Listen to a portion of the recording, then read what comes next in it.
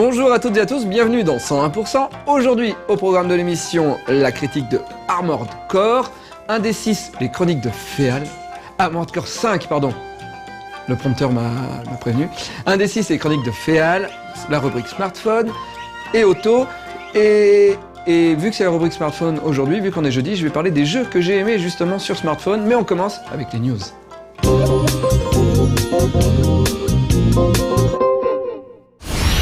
Le prochain Sonic prévu sur les plateformes de téléchargement console fait parler de lui à travers cette nouvelle vidéo de gameplay. L'occasion pour les joueurs de revoir Sonic et Tails à l'œuvre dans ce niveau plutôt désertique. On espère que ce Sonic the Hedgehog 4 épisode 2 saura nous faire ressentir les sensations qui vont bien, et on rappelle qu'il est toujours prévu pour le 16 mai prochain sur PSN et XBLA.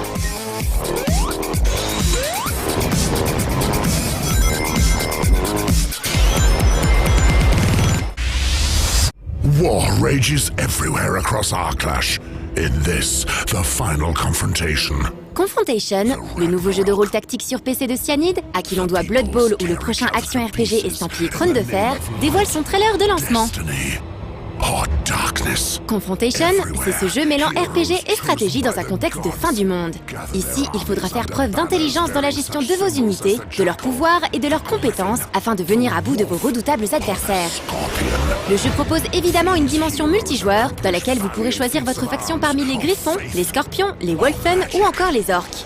On rappelle que Confrontation est disponible depuis quelques jours en version boîte sur PC, mais aussi en téléchargement.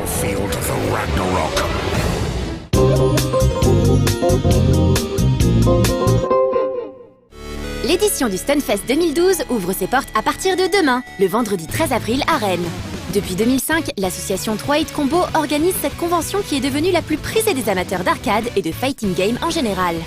Au programme de cette année, des tournois bien évidemment avec des joueurs du monde entier, du rétro gaming en pagaille, du super play en live avec Dam Dam AM et Radigo, ainsi que des concerts de chiptune ou même des conférences sur le jeu vidéo.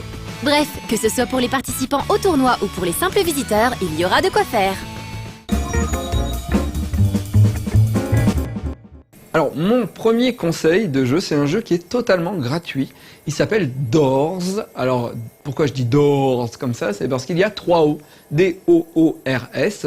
Et c'est hyper bête comme principe. Vous arrivez sur votre téléphone, il y a une porte. D'accord? Alex, tu vas sur le forum? Bah t'as pas besoin de ton prompteur là, non? J'ai pas besoin du prompteur, mais c'est quand même hyper hallucinant. Ça fait bizarre. Et en plus, tu m'écoutes pas. Bon, bref, mais si, bon, bref. Le jeu d'or, c'est vachement bien. En gros, c'est une porte. C'est une porte. Non, mais va sur ton forum. Va sur le forum de No Life. En fait, tu sais, je dis souvent No Life, c'est vraiment la chaîne de télé qui t'accompagne dans ta vie quotidienne de geek. Donc, elle est faite vraiment, pendant que tu joues à un jeu vidéo, tu mets No Life. Pendant que tu vas sur les forums, tu mets No Life. Et là, je teste pour voir si ce que tu dis, pendant que je vais sur les forums, ça passe bien ou pas. Donc, ça marche nickel, en fait. Ça marche nickel. C'est génial. Donc Doors, c'est très simple, vous avez une porte, vous arrivez et le but c'est d'ouvrir la porte, tout simplement. C'est des énigmes, mais c'est des énigmes qui prennent en compte toutes les capacités de votre téléphone. C'est-à-dire que peut-être qu'il va falloir agiter votre téléphone, peut-être qu'il va falloir toucher à certains endroits avec votre téléphone, vous allez pouvoir trouver des objets qui vont permettre d'ouvrir les portes. Parfois c'est juste des énigmes vraiment assez compliquées, parfois c'est des ballons à bouger, des flammes à allumer. C'est totalement gratuit, il y a je crois 26 portes à ouvrir. Vous passez un bon moment et des fois, croyez-moi, vous allez bien bloquer. Voilà. Et maintenant, cher prompteur, tu n'es plus sur le forum, on regarde la critique de jeu de Armored Core 5. Ou V, je sais pas.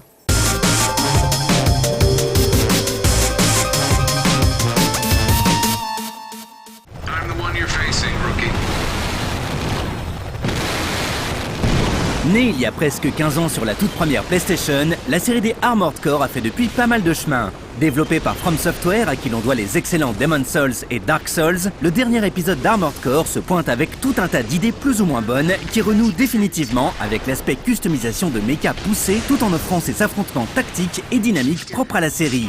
C'est en tout cas ce que l'on nous promet sur le papier. Reste maintenant à savoir si l'ensemble fonctionne bien et si, pour le coup, From Software n'a pas été trop ambitieux.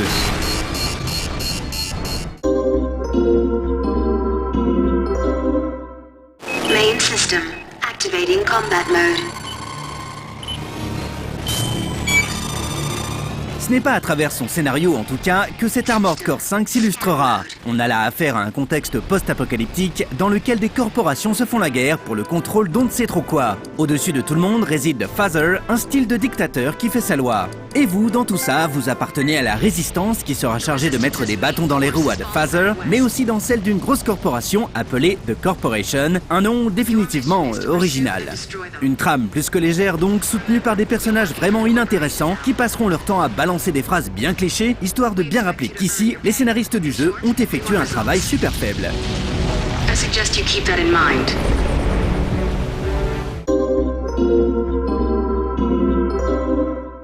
System combat mode. Armored Core 5 vous plonge dès le début du jeu dans ce monde en conflit permanent en vous proposant une map avec différents lieux d'intérêt. On commencera donc par se faire la main sur les premières missions solo, plutôt courtes et qui servent ici de tutoriel, pour se lancer plus tard dans les missions liées à l'histoire ou tout simplement dans le multijoueur. Si dans les premiers affrontements on se contentera bien souvent de marteler les touches de tir, arrivé à un certain niveau, il vous faudra maîtriser les déplacements à base de boost et prendre en compte votre environnement pour avoir l'avantage. À la fin de chaque mission, on gagne ces précieux crédits, desquels sont soustraits les munitions dépensées et les réparations à effectuer, qui nous permettront plus tard d'acheter des nouvelles pièces de mecha ou de nouvelles armes.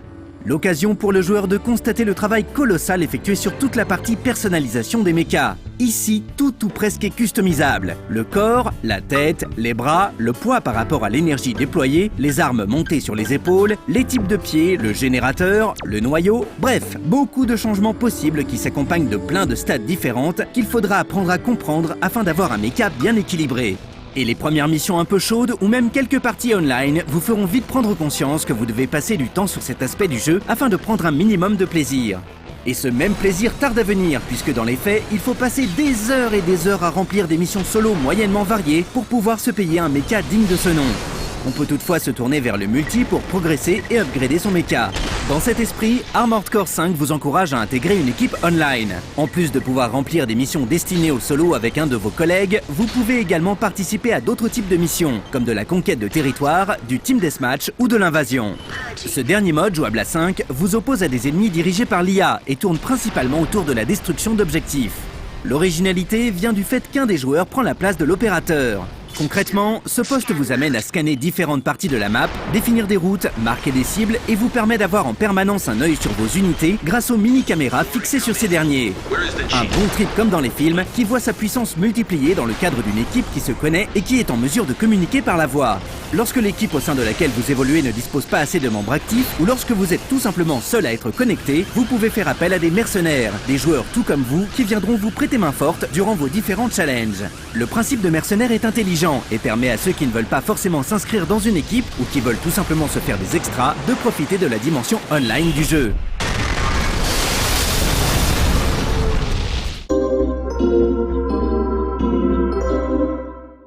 It's time. Let's get started. Armored Core 5 est complexe et dispose de tout un système de customisation dans lequel le joueur doit réellement s'investir s'il ne veut pas éprouver de déplaisir durant les affrontements. Cet aspect simulation peut donc repousser une partie des joueurs souhaitant simplement se divertir aux commandes d'un mecha. Aussi, durant les affrontements online, on se rend bien compte que les gagnants ne sont pas forcément ceux qui possèdent le plus de skills, mais bien ceux qui ont passé le plus de temps à accumuler des crédits afin d'obtenir les pièces et les armes les plus performantes. L'idée de l'opérateur durant le mode invasion est bonne, mais on se lasse très vite de ce poste définitivement passif dont l'intérêt s'effrite au fil des parties. Si l'aspect action et le dynamisme dans les combats sont vraiment présents, côté réalisation, on se retrouve avec des graphismes datant de 2005. Les explosions sont vilaines et les environnements avec ces buildings vides posés maladroitement nous rappellent la grande époque de la PlayStation 2. En somme, à moins d'être un die-hard fan de la série ou de cultiver un amour particulier pour la customisation de machines, on esquivera ce nouvel Armored Core qui, tout comme ses prédécesseurs, n'arrive pas à se positionner comme la référence ultime des simulations de mecha sur console. You destroyed it. Well done. Keep heading toward the executive sector. The engineering team needs our support.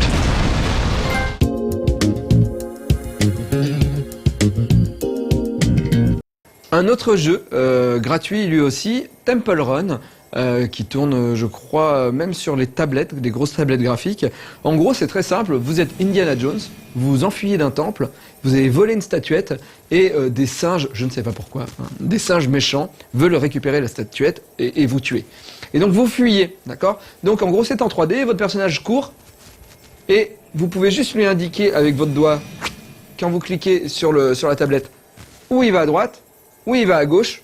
Si vous sautez ou vous mettez vers le bas, bah, il saute ou il glisse sous un bout de bois. Et en gros, il est c'est une course en fait, tout le temps. Vous ne manipulez pas le personnage plus que ça, mais c'est assez addictif et on a envie de faire le plus de mètres possible. Bien sûr, c'est un jeu à scoring. Et mon record, c'est 2803 mètres. Donc je suppose que vous allez pouvoir me battre, mais si ça vous fait plaisir de me battre, voilà, 2803 mètres avec mon score, c'est 180 680 points. Voilà. Et maintenant, cher prompteur, toi qui n'es plus sur le forum de No Life, c'est un des 6, les chroniques de Féal. C'est une interview.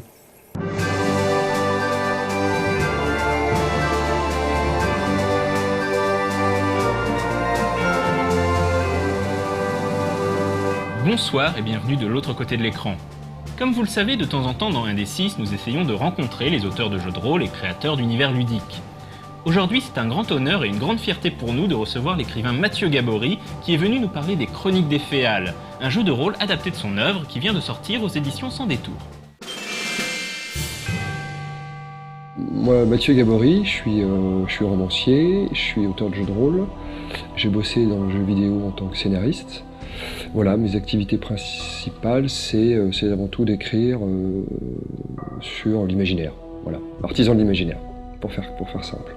J'ai grandi avec le jeu de rôle et c'est lui qui m'a donné en fait les armes pour affronter l'imaginaire. Et à la suite de quoi, en fait, il se trouve que j'ai publié un premier jeu de rôle qui s'appelait donc Écrime, qui était du steampunk, avec Guillaume Vincent, on avait coécrit ensemble. Et ça nous a permis de rencontrer en fait les gens de Cassius Belli à l'époque, donc qui était dirigé par Didier Guénérix. Et à travers Cassius Belli, on a rencontré des gens de Multisim, et Multisim, donc maison d'édition de jeux de rôle à l'époque. Donc j'ai commencé à collaborer comme ça avec Multisim, et un jour Multisim a lancé Nemos, qui est une maison d'édition. Et Stéphane Marsan, donc, qui dirigeait la maison, a cherché des manuscrits. Et il se trouve que j'en avais un qui traînait, qui s'appelait Souffre-jour. Et je lui ai proposé, il a bien aimé, et puis voilà, et l'aventure est partie comme ça en fait. Donc c'est à travers le jeu de rôle m'a permis en fait de rencontrer le milieu de l'édition, par chance, énormément de chance. Et c'est donc avec Nemos que j'ai commencé dans le roman.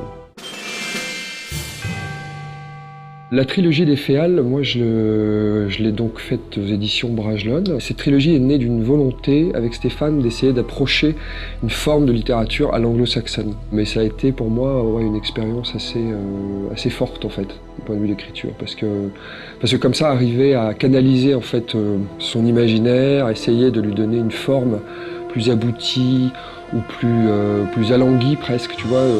Quand on fait, moi j'appelle ça le repas de noisettes, je le dis souvent, mais un anglo-saxon va savoir te faire 30 pages où ils sont dans les bois, ils s'arrêtent, bout des noisettes, il se passe rien, si ce n'est que les personnages finalement interagissent et puis se développent et puis existent mieux, quoi, parce qu'ils sont dans le détail, ils sont dans le quotidien, ils sont dans des choses plus appréhendables pour un lecteur et ça repose en fait. C'était aussi pour moi l'occasion d'aborder un thème qui m'est très cher, c'est-à-dire le mimétisme. Donc la transformation, comment un corps peut changer, comment un corps peut approcher de l'animalité, en tirer à la fois puissance et fragilité. Voilà, c'était surtout ça, les Chroniques des Féal. Alors le projet jeu de rôle Féal, il est né en fait dans une convention de jeu de rôle, au Chimériade, une très très belle convention que je conseille d'ailleurs à tous, organisée par Philippe Auribeau. Et cette convention, en fait, j'ai rencontré des gens du Souffre-jour, qui est en fait une association qui s'est créée dans le sillage d'Agone. Et certains d'entre eux sont venus me voir, Fabien Dupont, Jérôme Isnard, ils sont venus me voir en me disant pourquoi on ne ferait pas un jeu de rôle sur les Féal. J'ai fait, c'est gentil de proposer déjà. Et puis après, on a commencé tranquillement à bosser, à prendre des notes, à se voir, à se parler, à dire est-ce que ça peut faire un jeu de rôle, est-ce que ça mérite de faire un jeu de rôle. Il y avait une envie, tout simplement, il y avait une envie comme ça de gens passionnés. Donc moi j'étais honoré de ça. Et puis à la suite de quoi on a commencé en fait à essayer de concevoir l'intention, encore une fois, autour du jeu de rôle féal, qu'est-ce que ça allait dire, de quoi ça allait parler, et pourquoi ça devait exister en fait.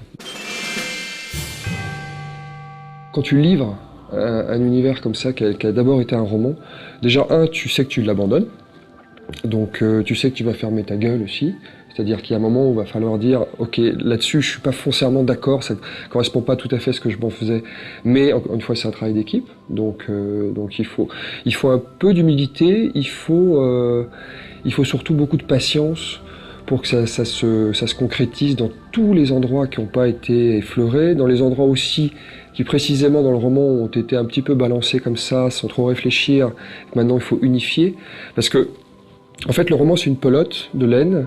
Pour le jeu de rôle, tu vas la faire défiler jusqu'au bout. Donc, il faut créer une cosmogonie cohérente pour que le roman existe. Et juste après, qu'il y ait un jeu de rôle avec toute l'ampleur qu'on peut lui donner. Donc, non, ce qui est bien, en fait, c'est que le roman est une chose et que le jeu de rôle va ouvrir plein de nouvelles possibilités et surtout ouvrir vraiment les chakras à fond les ballons, quoi.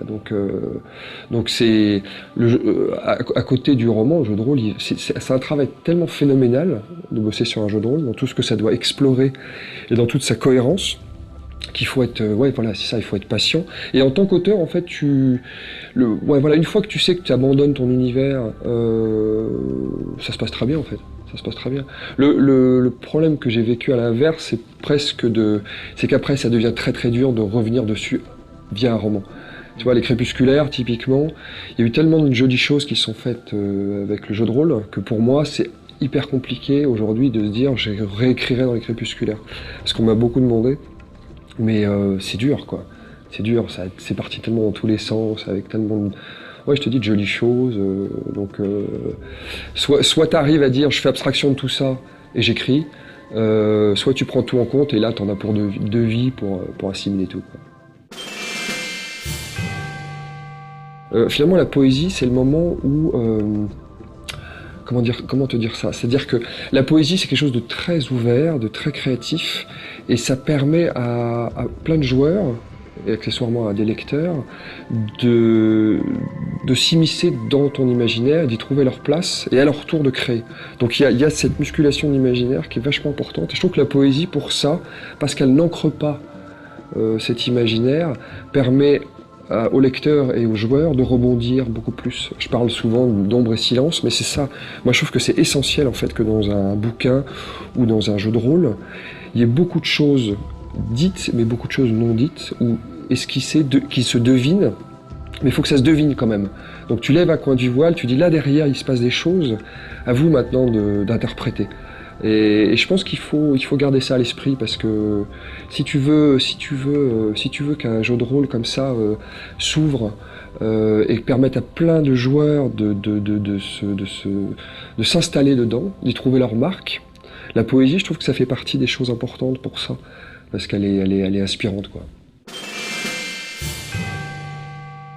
L'univers des féales, en fait, pour faire court, on est dans un monde qui est découpé en fait par rapport à des grandes créatures mythologiques, comme le griffon, le caladre, le dragon, etc.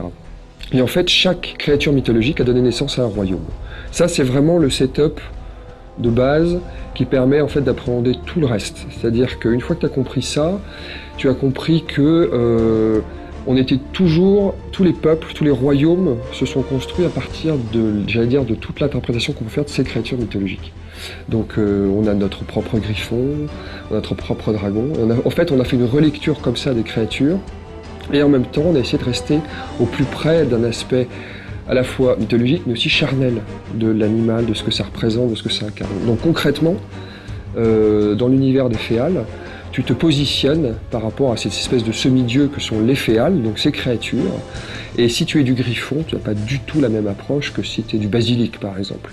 Donc c'est ça qui va d'abord t'incarner culturellement parlant. Et même après, on va déborder, mais sur la magie, etc. Je voulais des personnages très posés. Au même titre qu'Agon, on avait décidé de faire jouer des personnages qui étaient déjà très installés, des barons, des gens d'expérience, des gens matures. Là, tu vas jouer aussi des personnages qui ont une exception, parce qu'ils ont vécu un trauma. Et en fait, ton personnage finalement s'inscrit dans le monde, culturellement parlant, il peut être ce que tu veux, on donne plein de possibilités, mais le moment où on dit tu vas jouer au Féal, c'est parce que tu as vu celui qu'on appelle le néant, qui est le mal absolu, le néant menace le monde. Le néant, c'est l'oubli, principalement, c'est l'indifférence et tout ça.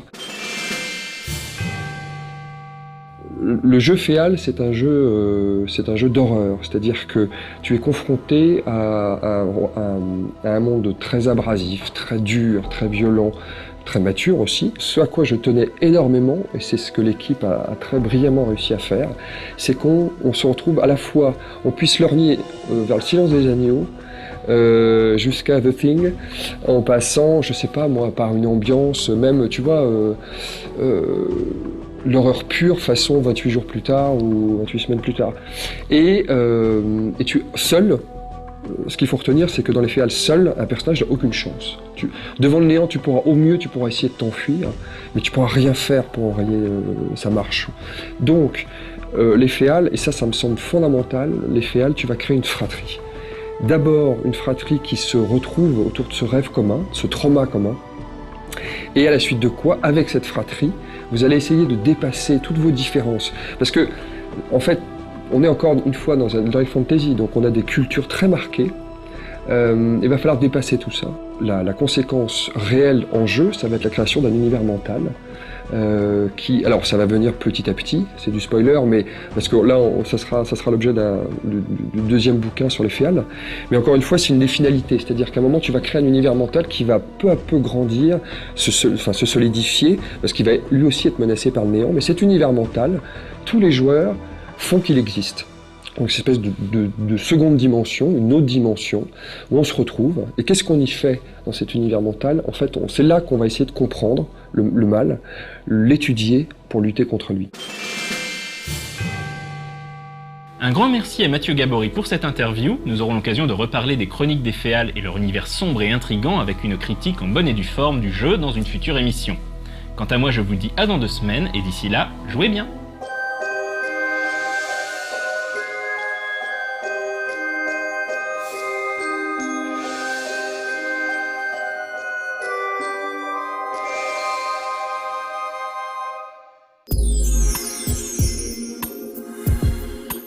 Un autre conseil avant la rubrique smartphone, c'est un jeu.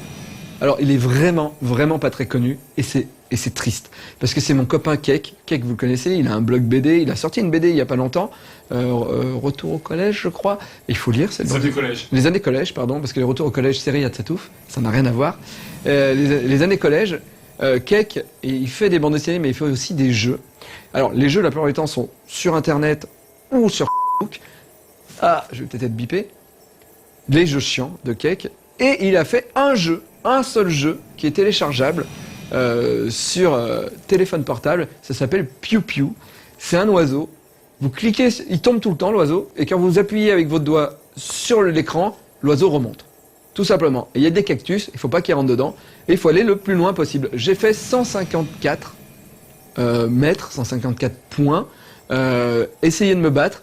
Le jeu est totalement gratuit et ça sera peut-être même son seul jeu sur téléphone. Donc allez-y, téléchargez-le. C'est un bon jeu, c'est drôle et en plus le jeu vous insulte. La rubrique smartphone. Oula, j'ai une petite baisse. La rubrique smartphone.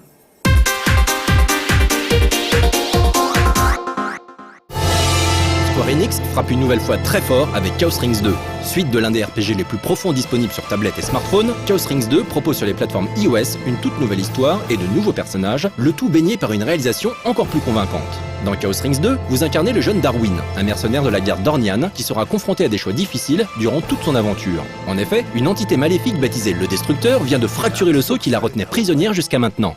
Dans la mesure où son réveil signifie tout simplement la fin du monde, le créateur, son opposé, décide de suspendre le temps. À présent, seul un rite sacrificiel permettrait de stopper le Destructeur, et c'est au nominateur, vous en l'occurrence, de choisir les 5 âmes qui seront sacrifiées. Une histoire plutôt bien goupillée, soutenue par un game system que les amoureux du RPG classique au tour par tour devraient apprécier tout particulièrement. Ici, les rencontres sont aléatoires et l'ordre dans lequel les personnages agissent dépend de leurs stats.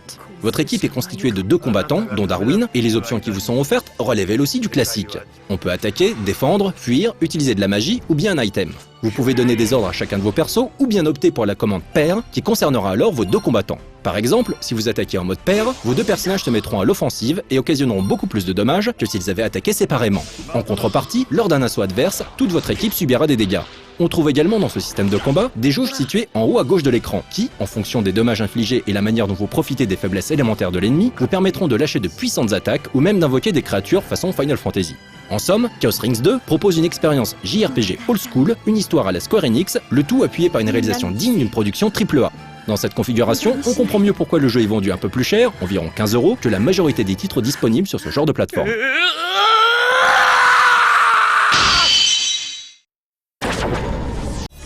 En plus du DLC prévu pour cet été et censé contenter tous les joueurs ayant été déçus par la fin de Mass Effect 3, BioWare propose depuis quelques semaines son expérience SF sur smartphone et tablette. Mass Effect Infiltrator vous place dans la peau de Randall Esno, un agent de Cerberus chargé de traquer les aliens pour le compte de l'homme trouble. Ce titre se présente sous la forme d'un third-person shooter dans lequel on utilise bien évidemment les combinaisons tactiles pour se frayer un chemin à travers des hordes d'ennemis. Bénéficiant d'une réalisation vraiment correcte, le jeu propose une expérience se rapprochant clairement des versions console, avec un cover system, des pouvoirs biotiques et techno, ainsi que les attaques au corps à corps apparues dans le 3e épisode. Infiltrator possède justement une interactivité avec le dernier épisode de la série, puisque vos performances durant le jeu ont un impact direct sur les ressources de guerre et le taux de préparation galactique de votre partie de Mass Effect 3. Bref, on a là affaire à un produit propre et bien réalisé qui prolonge et complète clairement l'excellente expérience Mass Effect.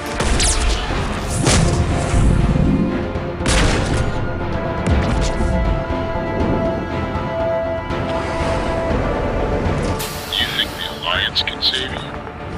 Save the human race.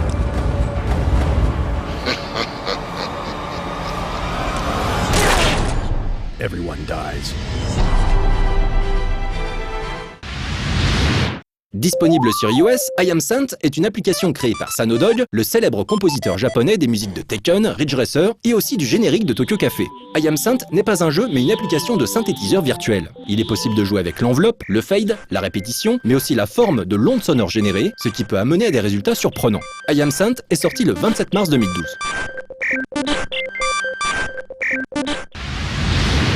Inspiré du Triple Triad, ce jeu de cartes mémorable issu de Final Fantasy VIII, Souls TCG est un jeu de cartes dans lequel vous devrez affronter différentes créatures en tenant systématiquement compte des paramètres élémentaires. Proposant 4 univers, composés chacun de 10 cartes, le jeu vous laisse améliorer votre deck au fur et à mesure de vos victoires. Un bon principe, mais qui perd beaucoup de son intérêt en l'absence de fonctionnalités online.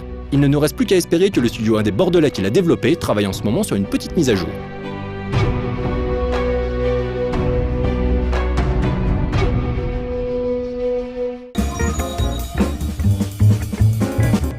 Bon, mais je suis prêt. Alors déjà, Alors, faut que j'explique. Ouais. Faut que j'explique. Alors Alex est à côté de la caméra parce qu'il va participer maintenant à mon quiz puisque le dernier jeu que je propose de télécharger, c'est un jeu payant par contre, mais il existe en version light. Par contre, il peut se jouer qu'à 2 et c'est ce genre de jeu, on a envie de jouer à un plein. Et la version payante, on peut jouer jusqu'à 8. Il est à combien? Je sais pas, c'est un truc à 2 €. Tu vois. D'accord. Et il paye bien les droits pour tous les génériques, c'est bon? On est sûr? Je suis... des droits SACEM? On n'est pas sûr. On n'est pas sûr. Ça s'appelle Générique TV. C'est sur téléphone portable. Et on est parti. C'est simple, c'est un blind test. 4 propositions. Bon, toi Alex, tu verras pas les propositions. D'accord, mais c'est pas grave. Je suis un fou. Allez, c'est parti. Dallas? Dallas. Bonne réponse.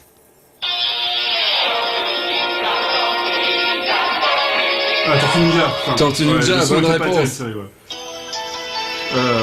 Olivier Tom? Non, le Code Quantum. Code Quantum. Il y avait une petite ressemblance. Hein. Non, c'était MacGyver. Ah, fuck. Ah ouais, moi aussi j'aurais dit Code Quantum. Ouais, ça ressemble, hein. On continue. Le Rémi sans famille. Bonne réponse. Allez. Ouais, oui, mais moi j'ai regardé les dessins animés, alors ça c'est l'homme qui valait 50 milliards. Non.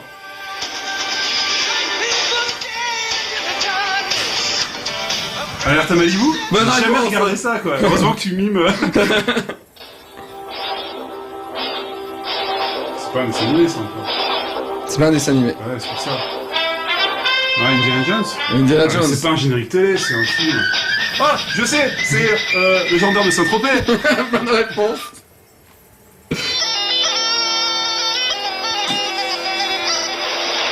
Shinobi. À l'époque des dieux de la mythologie, des seigneurs de la guerre et des rois de légende, un pays en plein désordre demandait J'en sais rien. un héros. Je regarde des Xena, la télévisions. guerrière. Oh là là, ouais. Bon, bref, on a l'impression d'être dans une convention, mais chez soi. Les infiltrés. On a l'impression d'être dans une convention chez soi. C'est rigolo. Voilà, par contre, je sais pas s'ils payent bien les droits. On regarde Ouais, Otto. John Williams, il va se plaindre. Hein. Oui, Otto.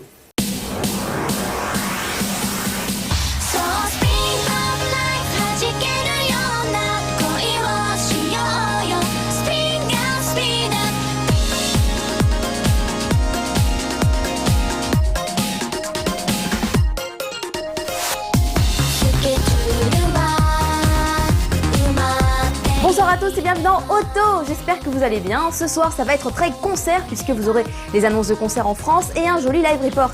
Ils étaient venus il y a quelques semaines à Paris pour nous enchanter et personnellement, j'étais transportée en montant le live report puisque j'avais des frissons en fait presque tout le temps. Ce sont les Ego Lapping.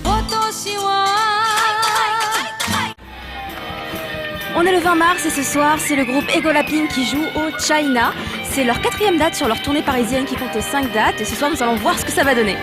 On est content qu'on l'a amusé de bien.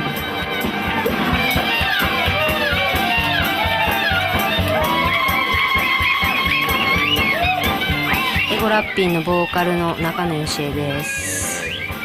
ギター正樹です。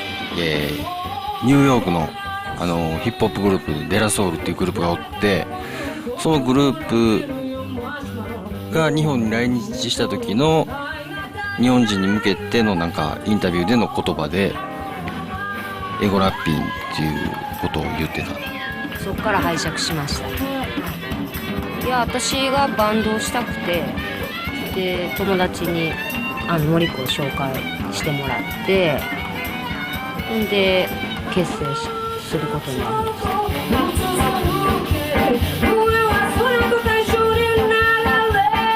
活動は5年ぐらいは大阪でずっとやってまして、でそれから、東京に出て、で今12年目ぐらいですね、東京で拠点に活動しています。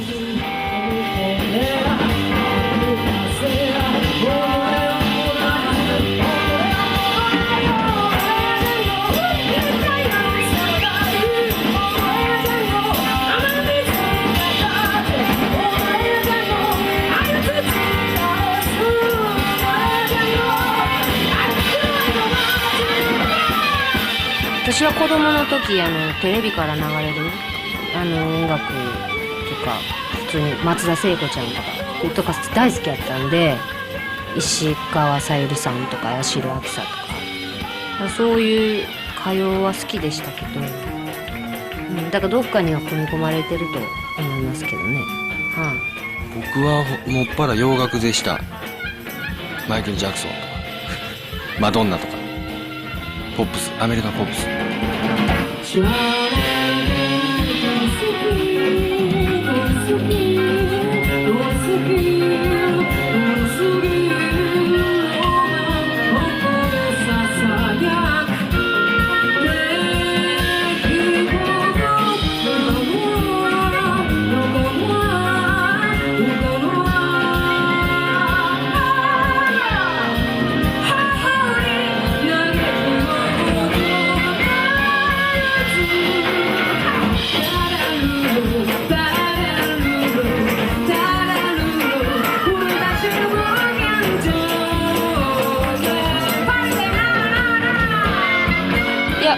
2人でとりあえず家で彼がギターを弾きながらコードを弾いてるとこに私が歌っていって、で合わなかったらそのまま流れていくし、合ったらそのままギューッと一曲になっていって、で曲が仕上がっていく感じですね。はい。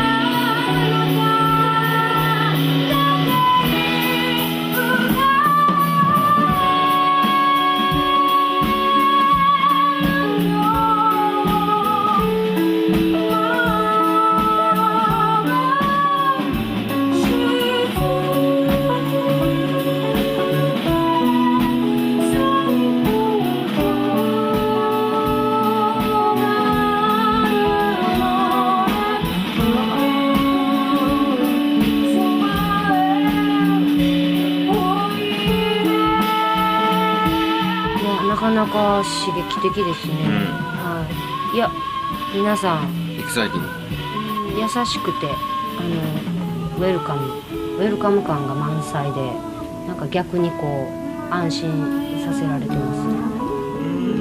でもまあやっぱりパリでは全然知られてないんで、やっぱりこうそうですね、伺った感じで見てはりますけど、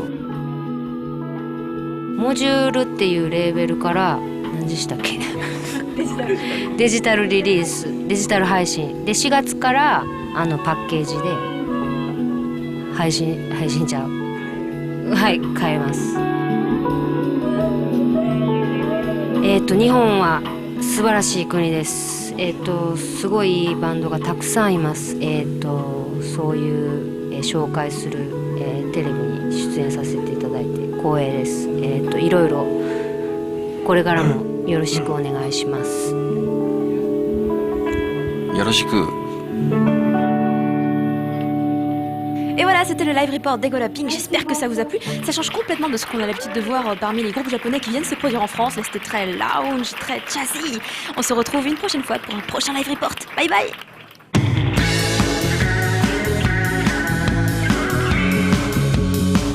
On commence les concerts avec un groupe qui donne le sourire. Les Tokyo Brass Style seront en concert à Paris pendant une semaine entière, tous les jours au jardin d'acclimatation dans le cadre du jardin japonais. Notez bien pour les écouter, ce sera du 15 au 21 avril. Nous ne sommes plus qu'à quelques heures du concert. L'Arc-en-Ciel au Zénith de Paris, c'est le 14 avril à 20h. Il reste des places en catégorie 1 au cas où vous n'auriez pas encore la vôtre.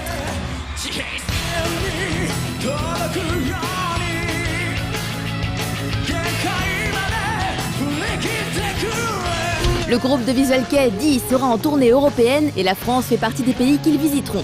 Le 27 avril, ils seront à Marseille au Poste à Galène. Le 28, ils seront au TGS au Hanami à Toulouse. Et enfin, le 1er mai, ils seront à Paris au Divan du Monde. Les fans de rock et de voix féminines seront servis avec la tournée de Woo the Beach. Il y a déjà 5 dates de prévues sur fin mai et début juin. Prenez donc note et on croise les doigts pour qu'une date parisienne voie le jour.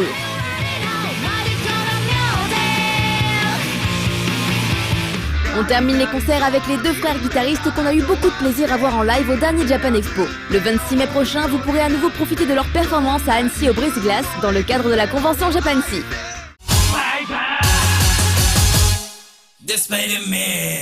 Ça y est, c'est la fin de l'émission, il est temps maintenant de parler des nouveautés qui entreront en rotation sur nos lives juste après le J-Top samedi soir.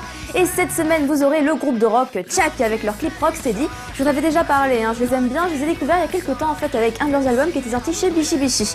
Ensuite, vous aurez un truc que Alex adore, il aime les Sentai, vous le savez. Et bah là en fait, on a un clip très spécial puisque au Japon en fait, quand il y a des séries de tokusatsu ou même de Sentai, des fois ça arrive, ils font des versions entre guillemets un peu comédie musicale. Je crois que c'est plutôt les enfants en général qui vont voir ce genre d'événement.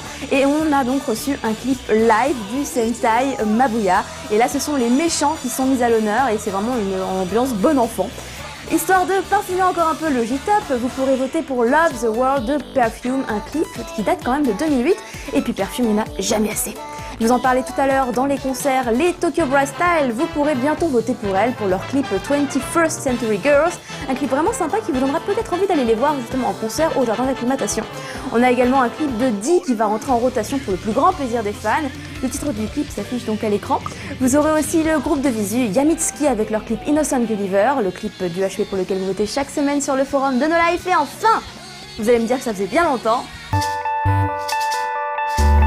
Voilà, 101%, c'est terminé. Je vous dis à bientôt. Demain, c'est vendredi. Demain, c'est n'importe qui.